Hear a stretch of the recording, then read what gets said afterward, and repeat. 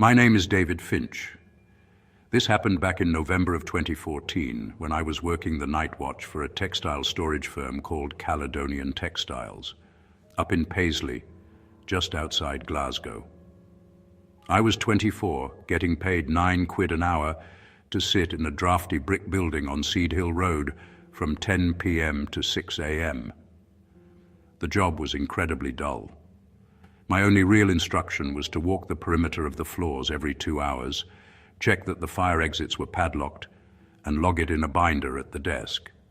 To understand why this night went wrong, you have to understand how the lift worked.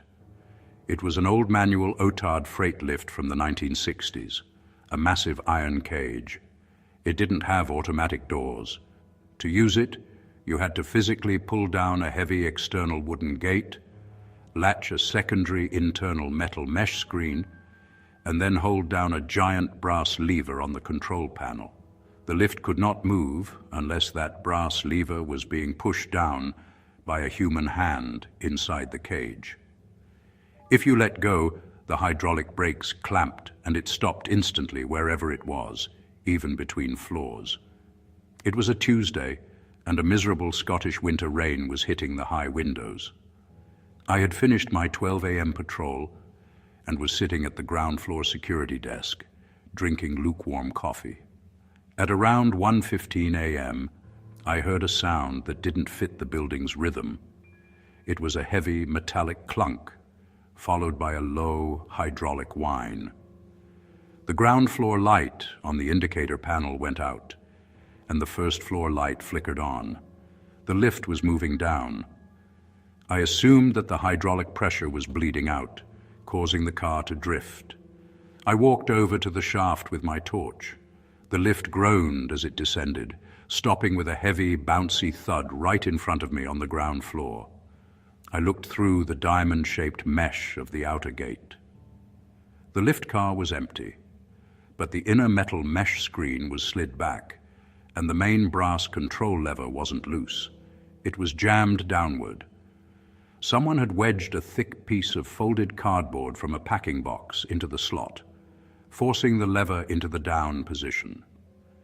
The day shift had left at 6 p.m. The building had been locked from the inside since 10 p.m.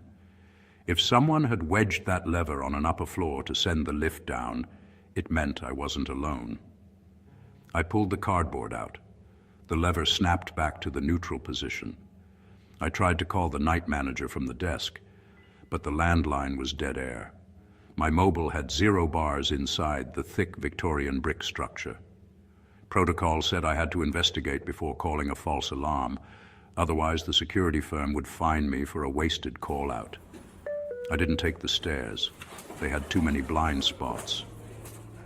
I stepped into the freight lift, manually slammed the heavy wooden outer gate down, slid the metal inner screen across, and pushed the brass lever forward. The lift shuddered, and I began a very slow, very loud ascent to the 3rd floor. As I passed the 2nd floor, the dim light from the ground floor faded out entirely. The only light was the small bulb inside the lift cage, casting moving shadows through the iron bars against the passing brick walls. When the lift reached the 3rd floor, I let go of the lever and it bounced to a halt. I didn't open the gates yet. The 3rd floor was the bulk storage area, packed with rows of 12-foot-high steel racking units loaded with heavy rolls of industrial canvas. The aisles were narrow and deep. The green emergency exit signs cast a faint light across the tops of the racks, but the floor level was a solid wall of black. I listened for 2 solid minutes.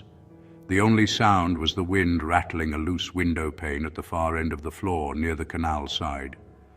I opened the inner mesh screen, lifted the heavy wooden outer gate, and stepped out onto the concrete, keeping my back close to the lift cage. I cleared my throat and called out, "Warehouse is closed. You need to leave through the main entrance now." No one answered. The wind just slammed the loose window pane again. I shone the torch across the entry points of the aisles.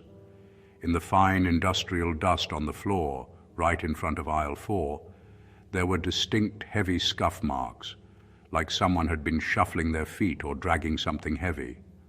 I walked down aisle 4, keeping the beam locked on the end of the corridor. A massive roll of heavy black tarpaulin had been pulled down from the bottom rack, lying across the concrete path. It had been unrolled slightly, and there was something bulky tucked inside the fabric. I reached the end of the aisle and stood over the roll. I leaned down, using the edge of my heavy torch to push back the stiff layer of tarpaulin. It was a heavy, industrial-sized toolbox, completely wrapped in thick layers of heavy duct tape. Plastered across the top of the tape, written in thick black permanent marker, was a single sentence: "Don't look up." My brain didn't even process the logic of the note before my survival instinct took over. I didn't look up. I backed away from the bundle so fast I nearly tripped over my own boots. As I scrambled backward, I heard a sound from directly above me, up in the darkness of the exposed iron roof trusses. It was the distinct, wet sound of a heavy, ragged intake of breath. I turned and sprinted toward the lift cage. I dove inside, grabbed the handle of the heavy wooden outer gate and slammed it down. As I fumbled to align the latch of the inner metal screen, I shone my torch out through the bars. Standing right at the entrance of aisle 4, completely silent, was a figure. It was a man, incredibly tall, wearing a grease-stained mechanic's jumpsuit. But he didn't have a face. He was wearing a heavy black industrial welding mask, the glass visor completely blacked out. He was standing perfectly still, his arms hanging limp at his sides, just staring toward the lift through that dead glass shield. I finally forced the inner mesh gate to lock. I grabbed the brass lever and slammed it forward into the down position. The lift motor whined, but the cage didn't move.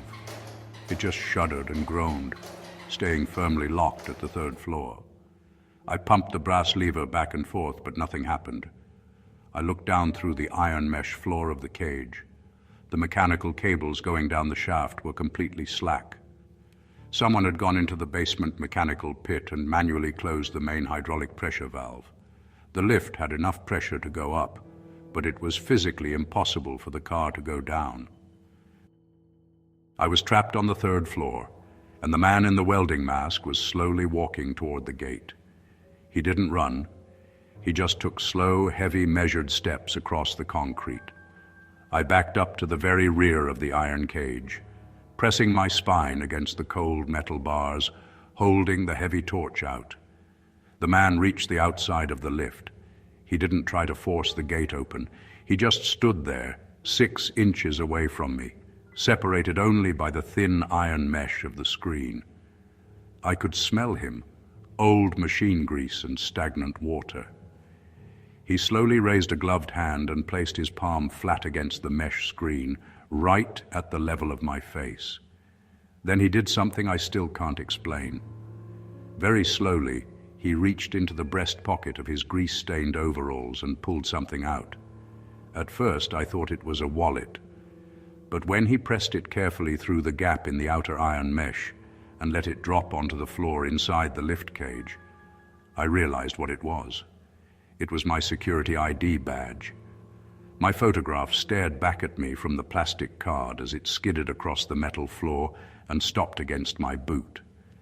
I remember this part clearly because my brain completely locked up when I saw it. My ID had been clipped to the front of my jacket all night. I looked down instantly. The clip was empty. I genuinely cannot explain that.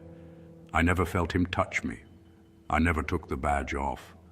And even standing there trapped in that lift, I remember repeatedly patting down my jacket and pockets, trying to understand how he had gotten it. The man never reacted. He just leaned his welding mask forward until the black visor touched the bars of the cage. Then he stayed there, breathing, not speaking, just standing perfectly still outside the lift, while I stood frozen in the corner, holding the torch like an idiot. At exactly 5:45 a.m., the automatic timer for the warehouse's main electrical grid kicked in. The halogen lights on the third floor suddenly snapped on with a loud buzzing hum, flooding the warehouse with white light. The sudden brightness blinded me for a second. When my eyes adjusted, the space outside the lift cage was empty. The man was gone. The wooden gate was still locked. The mesh screen was still latched. The floor outside the lift was completely still, but my security badge was still lying on the metal floor between my boots. As soon as I heard the main entrance downstairs chain rattle open for the morning shift, I kicked the mesh screen open, crawled under the wooden gate, and ran down the stairs. I never went back into that building. The police searched the warehouse later that afternoon. They found the toolbox wrapped in duct tape at the end of aisle 4. Inside were old wallets, house keys, and driving licenses belonging to 4 different night security guards from industrial sites across the west of Scotland. They asked me several times if anything had been stolen from me during the incident. I told them no. I never mentioned the security badge, mostly because I knew how insane it sounded, but also because I still have it. The corner of the plastic card is badly melted, like it had been held against something extremely hot. That damage wasn't there before that night. It's been 12 years since it happened on Seed Hill Road, and I still can't ride in elevators with manual gates. Every time I hear the hydraulic whine of heavy machinery, I automatically check that my security badge is still clipped to my jacket before I look up at the ceiling.